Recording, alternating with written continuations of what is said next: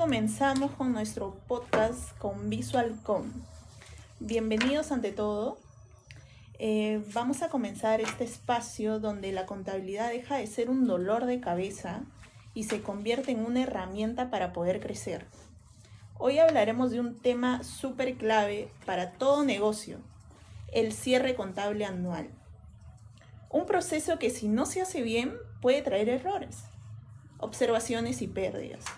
Pero si se hace correctamente, puede marcar la diferencia en tu empresa. Soy Sandra Legua y hoy nos acompaña el especialista Roberto Maldonado, el cual tiene una amplia experiencia en el sector y quien nos ayudará a entender qué revisar, qué evitar y cómo cerrar el año contable con orden, claridad y seguridad frente a la SUNAT.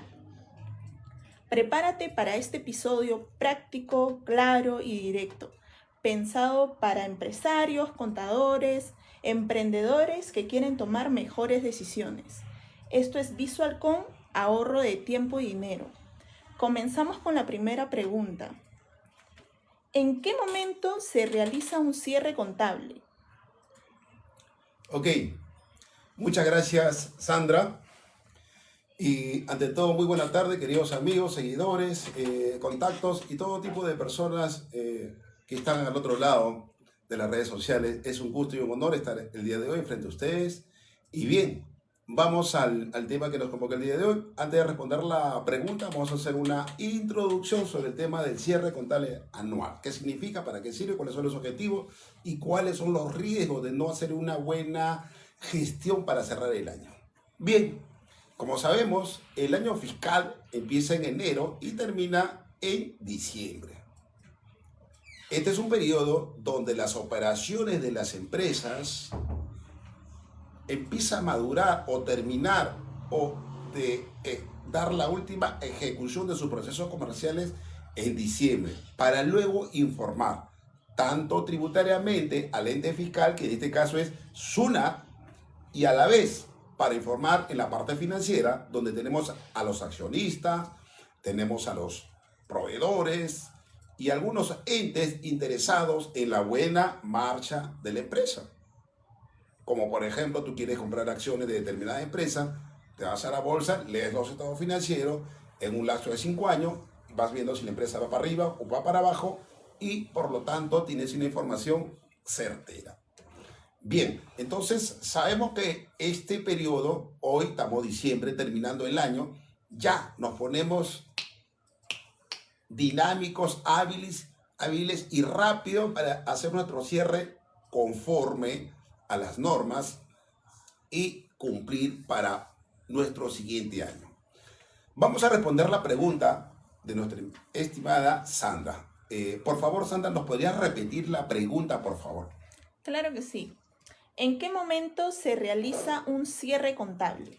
Bien, el momento es ahora. El momento que yo tengo que tener en cuenta, conocer, porque acuérdense, las normas tributarias varían año tras año. Yo cerré, de repente tú dices, yo paro cerrando el periodo fiscal, tributario todos los años, pero sabemos que año tras año van saliendo nuevas condiciones, nuevos parámetros, entonces debo tenerlo en cuenta.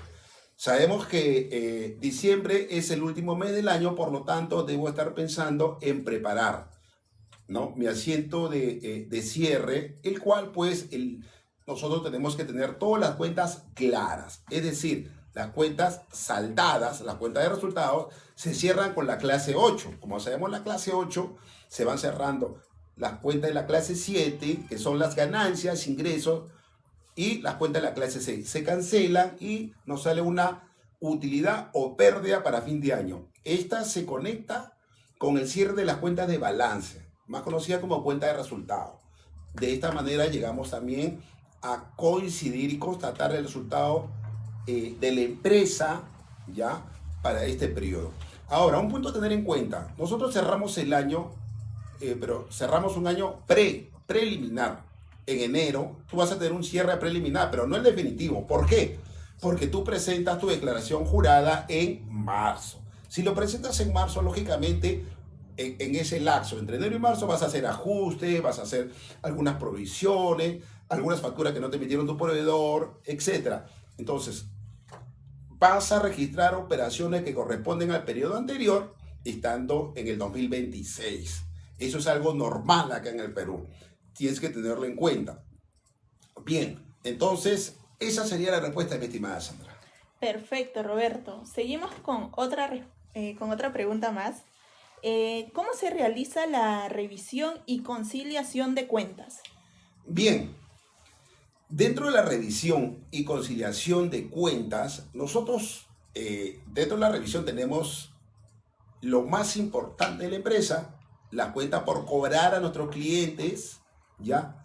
Y terceros, y la cuenta por pagar, que esta es la cuenta de pasivo, la clase 2 propiamente dicha.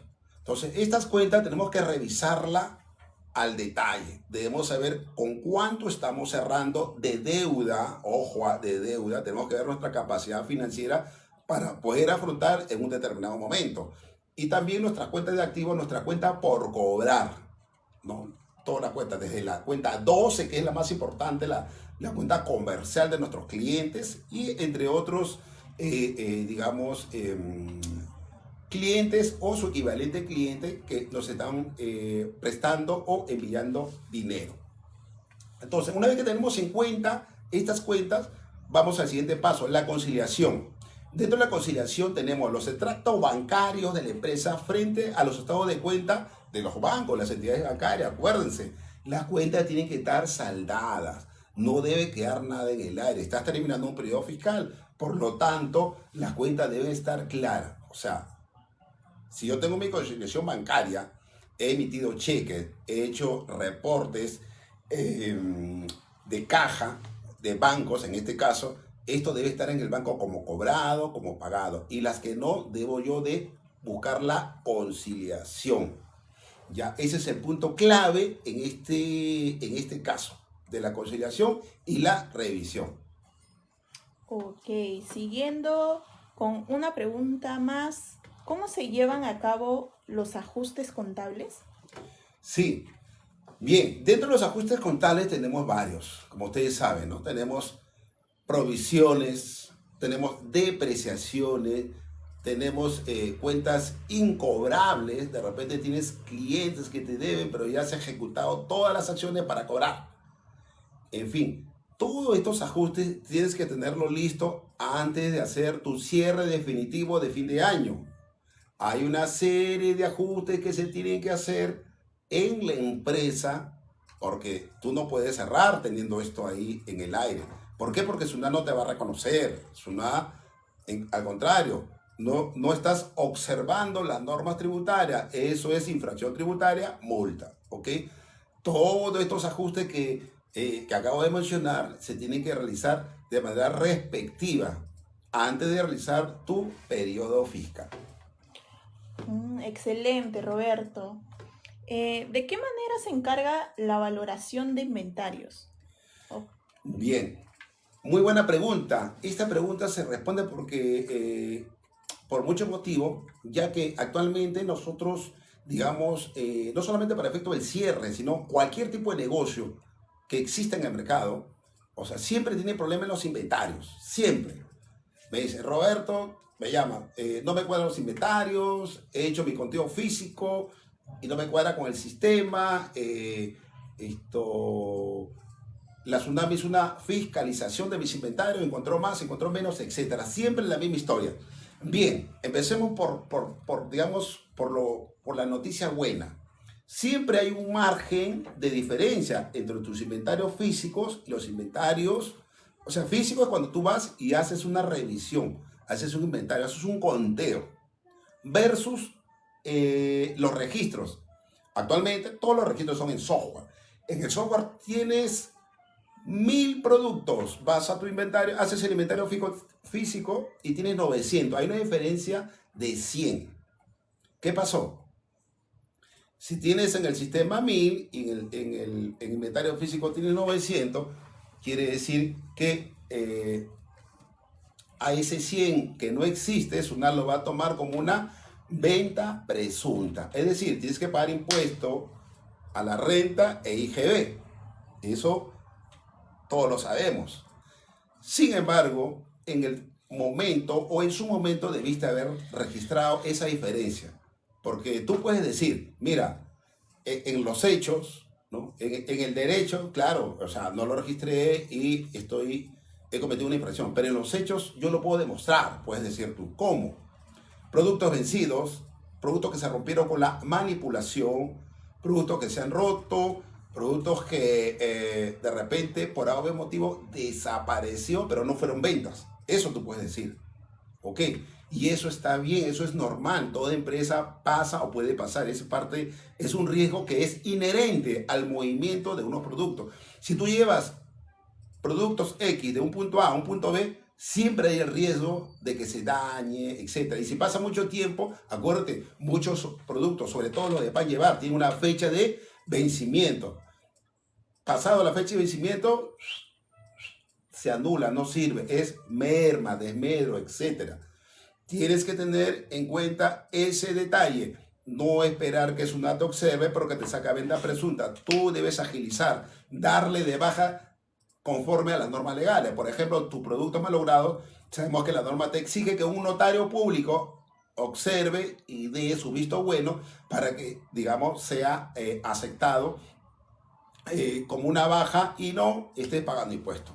Y así sucesivamente. Y para terminar esta pregunta, acuérdate, SUNAT solamente te permite el método promedio, más conocido como CPM, porque muchos lo hacen, sus cardes, sus inventarios, lo presentan con el método FIFO o LIFO, ¿no? Estos métodos de evaluación de existencia solamente lo tienen, o sea, lo pueden utilizar algunas empresas especializadas en el rubro y tienen que solicitar documentariamente a SUNAT. Solamente con un permiso podrás llevarlo. Sin embargo, en su mayoría ya se utiliza el método promedio móvil. Señores, yo tengo más de 20 años llevando inventarios y siempre lo hago con el software, el VisualCom, el que me permite llevar. Acuérdate, hoy en día los software de contabilidad, los software integrado RPE, ¿no? Estos software pues están, digamos, están para servirnos a nosotros y con un par de clics tener tu inventario, tu Cardex al día.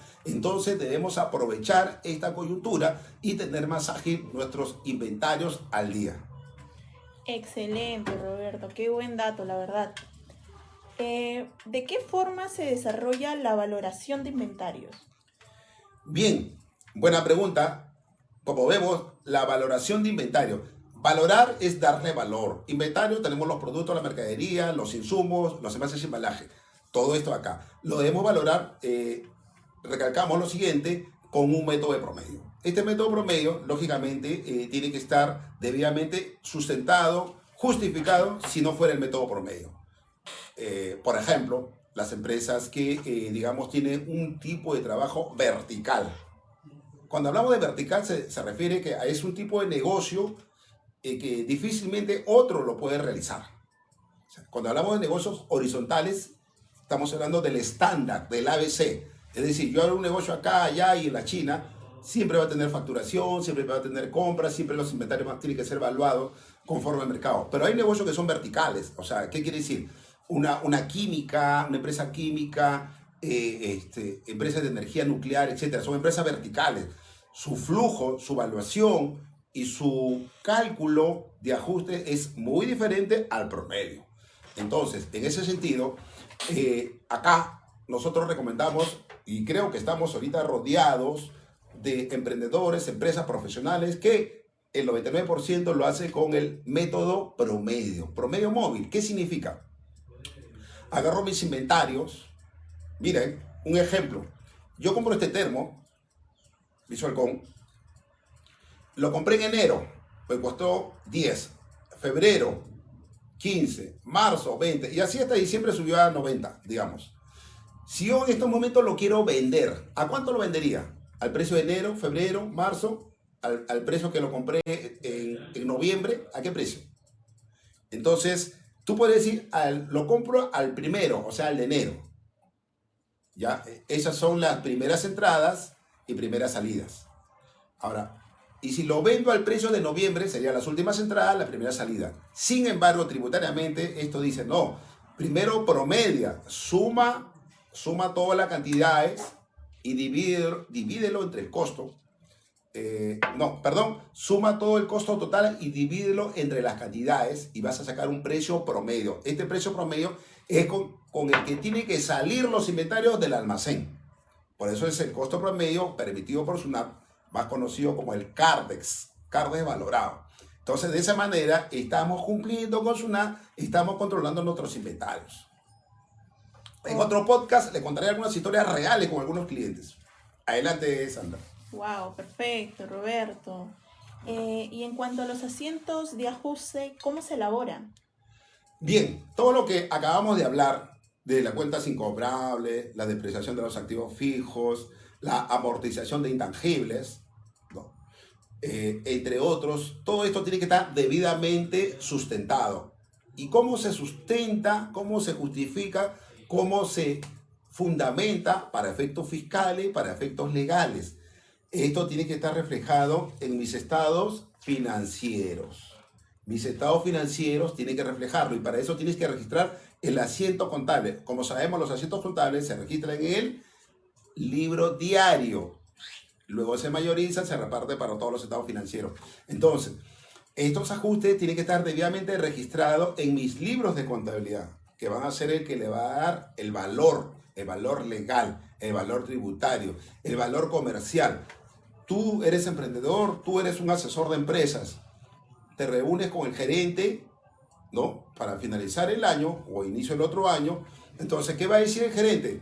Pásame los estados financieros que vamos a tomar decisiones estratégicas. Y los estados financieros, para los estados financieros es requisito que todos los ajustes tienen que estar registrados en el libro diario. Este libro diario te va a servir para darle la base legal, la base financiera para tus estados financieros y el gerente de la empresa va a decir, oh, tenemos información concreta, rápida, que nos va a servir. Ese es el paso que tenemos que realizar, mis queridos y estimados amigos.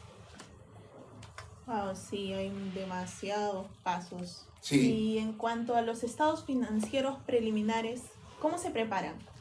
Bien, esa es muy buena pregunta y algunos contadores, algunas empresas o administradores se les pasa este tema. ¿Qué es lo que hacen? Registran, procesan y presentan. En este famoso análisis que nos dice Sandra, tenemos que tener en cuenta lo siguiente. Nosotros sabemos que los gastos, por ejemplo, los gastos forman parte de cualquier ente jurídico, de cualquier ente económico, por no decir empresas, instituciones, tiendas, etc. Entonces, si tú tienes un concepto de un gasto, por ejemplo, seguros, ya, tú tienes que ver que todos los meses sea el mismo, ¿correcto? Si tú tienes gastos de telecomunicaciones y ves que en el mes de abril, de enero a diciembre, en el mes de abril tienes el triple de gasto, tú tienes que analizar. O sea, no te tienes que confiar de registrar por registrar y tomar y presentar o mostrar. ¿Por qué? Porque esa información es clave, tanto para nosotros como para la gerencia y para la posición de la empresa en el mercado. Recuerda, la revisión, ¿no? Se basa en la estadística. Siempre nuestros gastos tienen que ser controlados, al igual que los ingresos. De repente, en el lapso del tiempo, tuvimos más ingresos en determinado mes. Eso te tiene que decir algo a ti y la empresa tiene que hacer algo al respecto. Tal vez en ese momento sacaron en la empresa un nuevo producto novedad. Entonces, eso te da una idea de que puedes volver a sacar otro producto o respaldar un producto parecido al que sacaste. Entonces, como ves, así de sencillo ya tenemos sobre la mesa información muy valiosa para poder manejar las empresas. Y lo mismo pasa con los gastos. No podemos aceptar cualquier gasto por gasto. O sea, los gastos tienen que ser debidamente sustentados y más que sustentados, justificados. Tienen que ser justificados para poder nosotros, digamos, procesar y que sea parte de toda la plataforma de la empresa. Ok, estimado Roberto. Finalmente, ¿cómo se realiza el análisis y la revisión de la información financiera? Claro, esa información del análisis y la revisión también forma parte, digamos, de la consistencia de la información financiera, porque en estos famosos análisis nosotros tenemos que ver, por ejemplo, que cuentas incobrables te deben 100 clientes o 1000 clientes te deben, y de los cuales pues más de la mitad se les hace difícil pagar o no pagan. Antes de tú mandar incobrable o cuenta por cobranza dudosa, tienes que agotar las medidas de cobranza, como dice la norma. ¿Ok? Tienes que oficializar la cobranza de varias maneras, y eso tiene que ser demostrable solamente para que castigue. Ese es un análisis que tienes que tener. Ahora, tú no puedes permitir que todos los años tengas, digamos, incobrables vayan creciendo. Si todos los años los incobrables van creciendo, esta empresa va a pique, esta empresa va a fracasar. Tú no puedes permitir esa situación. Tú lo que tienes que hacer es chequear, observar y tratar de controlar, ¿no? Y armar una estrategia. Lo mismo pasa con otro tipo de cuentas de la empresa. Los incobrables los nombré porque es algo muy delicado. Acarrea la posición en el mercado de la empresa, es caja, dinero, ¿ya? Entonces, eso debe estar debidamente controlado. Entre otros factores. Ahora, también se recomienda tener digamos, tú eres una empresa, digamos, o tú eres un contador que asesora a tu empresa, siempre una repasada para poder repasar las normas tributarias para aplicar, digamos, el concepto o la norma de vida, ¿no? Y darle la salida a la empresa. Dentro de las revisiones serían estas una de las más importantes, porque recuerden que los estados financieros deben ser consistentes y deben ser respaldados con una documentación contable, financiera, tributaria, y estas a su vez deben haber sido revisadas, analizadas. Por ejemplo, la tasa de depreciación que yo utilice para mi empresa tiene que ser la aceptada por SUNAT. No puedo usar cualquier tasa de depreciación porque entonces SUNAT me lo va a rechazar, me va a colocar una multa. Eso no queremos para nadie. Entonces tú tienes que utilizar la que te manda SUNAT. Entonces esto debe estar debidamente registrado. El activo, sacar su libro activo, de repente estás obligado a llevar libros electrónicos. Sabemos que los PRICOS nacionales con más de 1500 UIT como ingresos en el periodo están obligados a llevar estos famosos libros electrónicos en contabilidad completa. Perfecto, estimado. Para poder culminar, a ver, vamos a observar y vamos a invitar a nuestros participantes que por favor hagan sus preguntas o alguna inquietud que tengan en cuanto al cierre contable anual, tema que estamos tocando en estos momentos. Así es que vamos a esperar a que puedan consultar sus dudas, sean pequeñas, sean grandes. Acá tenemos una pregunta. Las mercaderías en tránsito, ¿cómo quedan al cierre anual? Buena pregunta. Mercaderías en tránsito. Sabemos que el tema de las mercaderías al cierre, tenemos que sacar nuestro famoso CARDEX, y estos famosos CARDEX tienen que reflejarse en la contabilidad. Es decir, yo debo tener mi libro diario y mi libro mayor. Bueno, que uno es parte del resultado del otro, el mayor viene por el diario. Tiene que reflejarse mi clase 2, la 20, la 21, toda la clase 2 en estos libros de contabilidad. Y este libro de contabilidad diario y mayor tiene que ser reflejo de ¿qué? De mi CARDEX.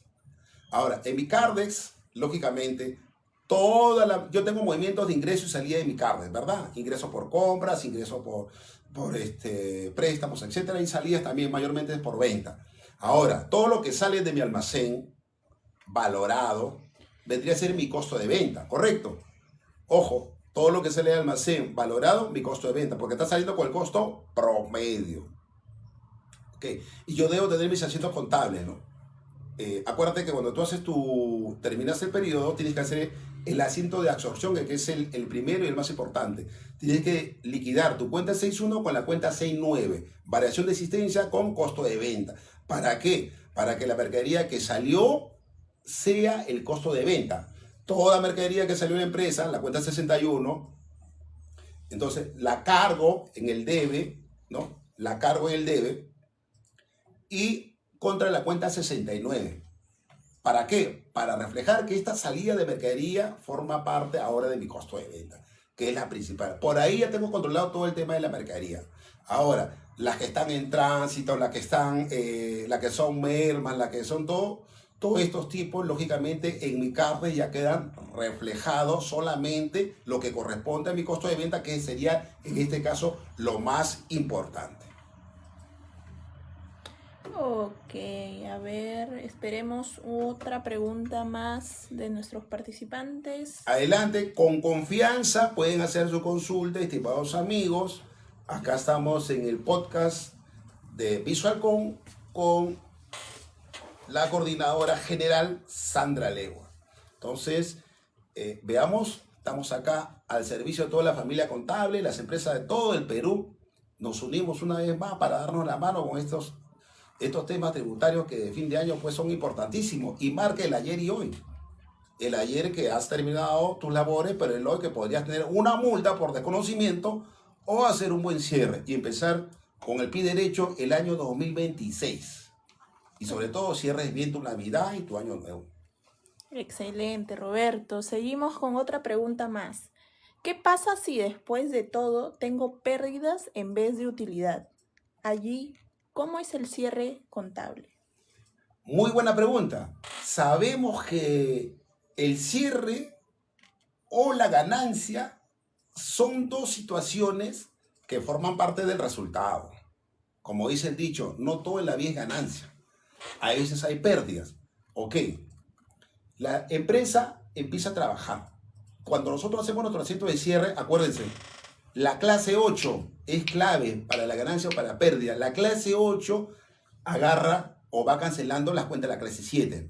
Empieza con la 61, empieza con la cuenta 70, 71, viene 72 servicios con la clase 8 y todo esto al final agarra la clase 6, las va cancelando, las va desapareciendo estas cuentas de resultados y al final tenemos o ganancia o pérdida. Si es ganancia, te aplican el impuesto a la renta. Si es pérdida, no pagas impuesto a la renta. Al contrario, estas pérdidas son arrastrables. Es decir, el siguiente año que tú tengas ganancias, estas ganancias van a ser deducidas de las pérdidas del periodo anterior. Y de esta manera estás pagando menos impuesto a la renta. Y eso yo he visto y por propia experiencia sí aplica, sí corre y se le da un formato, digamos, legal. Porque esto la jurisprudencia así lo asegura. Es parte del resultado de tener pérdidas. Las empresas casualmente, las empresas el objetivo es que tengan rentabilidad, ok, pero también hay situaciones pues, de fuerza mayor, etcétera, que terminan con pérdidas. Por ejemplo, el COVID, la pandemia, cuando hubo muchas empresas perdieron, y no solamente perdieron, se fueron al fracaso, desaparecieron. Yo por experiencia propia, empresas, amigos, clientes y contactos que tienen emprendedores de Gamarra, de Mercado Central, etcétera, de muchos lugares, me llamaban indicando que todo su capital lo habían perdido, que le cerraron las tiendas, no querían dejar entrar, fracasaron y perdieron. Ya, ese es un factor externo. Nadie esperó el COVID, pero fue, digamos, la amenaza que trajo abajo muchas empresas. En otras solamente les trajo pérdidas y en los siguientes años se han dinamizado y se han vuelto a posicionar en el mercado. O sea que es normal y se puede seguir trabajando, señores. Ahí no termina el show. Puedes seguir trabajando con tu pérdida y el siguiente año tienes que doblegar el esfuerzo para generar una ganancia. Eso sí, ese es el deseo de VisualCon, que todos ustedes tengan ganancia sobre ganancia.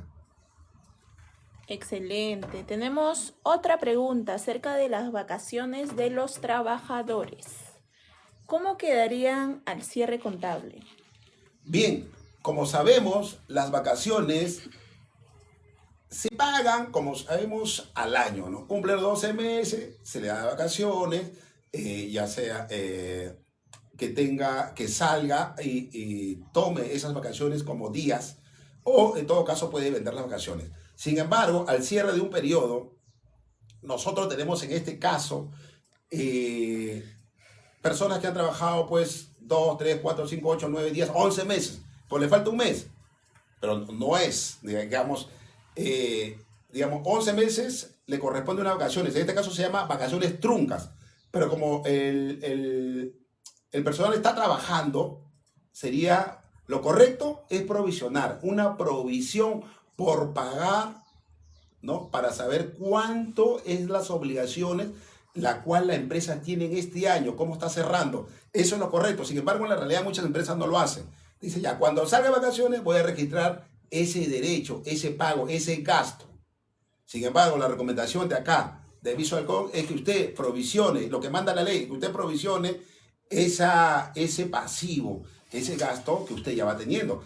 Y de repente alguien de ustedes dice, no, pero Roberto, recién entró en noviembre, ok, tienes a diciembre, tienes un mes, es un mes, tienes una provisión, es una provisión que tú tienes la obligación, al siguiente año cumple los 9, o perdón, cumple el resto de meses, cumple los 12, ya tiene ya el derecho a vacaciones. Entonces registre sus provisiones por pagar.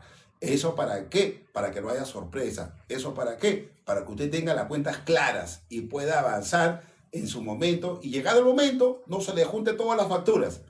Vaya usted de a poco cancelando y amortizando. Ese es el consejo que le damos. Muy bien, a ver, esperamos acá tenemos otra pregunta. En cuanto a las mermas y desmedros, a fin de año, ¿cómo lo sustento? Bien, mermas y desmedros. Hace 6 años estuve en un cliente que tiene grifos. Y como sabemos, pues los grifos tienen mermas, ¿ya? En el sentido de que la misma Occitel, ¿no? La Ociner, les permite tener unas mermas porque ellos, cada vez que son revisados, sacan un poco del combustible. Lógicamente los grifos, ustedes sabrán que debajo de esos surtidores que ustedes ven donde los carros le llenan la gasolina, abajo hay toda la parte de abajo es un hueco gigante donde están las gasolinas, los combustibles, ¿ok? Y entonces cuando ellos quieren hacer pruebas, tienen un nombre técnico que en estos momentos no recuerdo, o les viene a fiscalizar, ellos tienen que sacar un poco de combustible de ahí, un balde, y hacer sus pruebas, y eso se pierde. 1, 2, cuando hacen el transporte de un lugar a otro lugar, el transportar, el llevar, el vaciar ese combustible también se evapora. Entonces, eso es una merma que se considera, o sea, esa merma viene a ser un faltante de la gasolina. Cualquiera que no conozca el tema puede decir, uy, está faltando 10 galones, eso es venta. Lo vendiste y tú, la SUNAT te va a sacar como venta presunta. Ya, pero si tú conoces el tema, la SUNAT ya sabe que los grifos les es permitido tener una merma por esa cantidad, porque es su naturaleza del negocio, es parte de, no es que, digamos, la empresa esté vendiendo, como se dice, dentro del argot criollo, no es que la empresa esté vendiendo por abajo, no está haciendo ventas negras ni bajo la mesa, lo está vendiendo de manera correcta. Sin embargo, esta desmedra viene a ser parte de la naturaleza del negocio. ¿Ok? Ese es un ejemplo claro de cómo se deben considerar. Ya, y así, ahorita te hablo de grifo, te puedo hablar de muchos rubros, todos tienen su reconocimiento. Ok, perfecto. A ver, sigamos con las preguntas, dudas que tengan sobre el cierre contable anual. Saben que estos podcasts van a ser los días jueves de 5 a 6. Jueves de 5 a 6, al servicio de todos nuestros queridos familia contable, la familia contable financiera y tributaria, que es el futuro del Perú para llevar a todos nuestros amigos al siguiente nivel.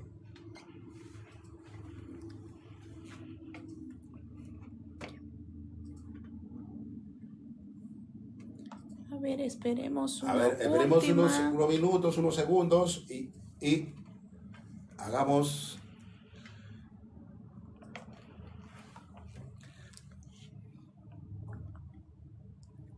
Ya, y también vean, les puedo contar un pequeño resumen ahora porque ya estamos terminando. Mire, estamos ya a postrimería de la Navidad. ¿Qué consejo le puedo dar yo? O sea, de manera personal, no de SUNAT, no de los contribuyentes, no de Gamarra, no de los que evaden impuestos, ni nada, ¿no? Como sabemos hoy en día, pues, todo está automatizado. La factura electrónica, los libros electrónicos, la planilla electrónica, el Declara Fácil, todo es virtual, todo es en la nube. ¿Qué significa? Que tienes que prepararte en estos temas de los aplicativos, de todas maneras, o sí o sí. Roberto, pero yo tengo 70 años, yo no nací, porque me ha pasado caso. Me dice, tengo ya más de 60, no nací con la época del punto net. Ok, tú tienes un asistente que conoce los temas informáticos. Entonces, eso te complementa. Entonces, de todas maneras, no tienes la opción. O sea, no puedes decir, no, yo lo voy a llevar en papel, no, yo lo voy a llevar en Excel. No hay esa opción, no hay. Es más, si yo quiero enviar planilla electrónica, la única manera es mediante Plame. Y Plame es a desarchivo o registrar en el mismo aplicativo. Ahora, Roberto, ¿cuál me recomiendas? ¿El Excel o el software? Un Excel no es seguro, es semiautomático y con un clic lo puedes eliminar de casualidad. En cambio, un software con 20 clics de casualidad no se borra. Número uno. Número dos, la información está bajo 7 llaves, es decir, base de datos. SQL Server. Recontra seguro, recontra rápido. Entonces, tu información debe ser valiosa. Me han llegado clientes que me dicen, mira, Roberto, toda mi información la tenía en mi laptop. Yo doy asesoría, me robaron la laptop, se perdió todo. ¿Qué hago? Me dice. La norma dice que tienes que reconstruir tu contabilidad. Tienes un plazo, un par de meses, reconstruyes todo. Bueno, se me perdió 10 años. Ok, costo-beneficio. Muchas veces pagar tu multa te sale más barato que rehacer toda tu contabilidad. Muchas veces te sale más económico pagar tu multa que reparar tu contabilidad, tus estados financieros, tus declaraciones, etc. Siempre tienes que tener en cuenta eso. ¿Ok? Y el consejo, más vale prevenir que lamentar. ¿Cómo previenes? Backup, copia de seguridad. ¿Qué significa backup, copia de seguridad? Todo lo tienes que guardar, tu información financiera de los bancos, los estados financieros de la empresa, las declaraciones que tú presentas a SUNAT. ¿Dónde lo tienes que guardar? ¿En tu escritorio? ¿En tu computadora? ¿En tu disco duro? No. Guárdalo en la nube. Mañana más tarde se malora tu computadora. Te roban la computadora. O la computadora nunca más vuelve a prender. ¿Qué haces? Pero como lo tienes en la nube, seguiste nuestros consejos, lo que va a pasar es que tú desde cualquier dispositivo vas a descargar de la nube y lo vas a seguir manejando. ¿Ya? Entonces, este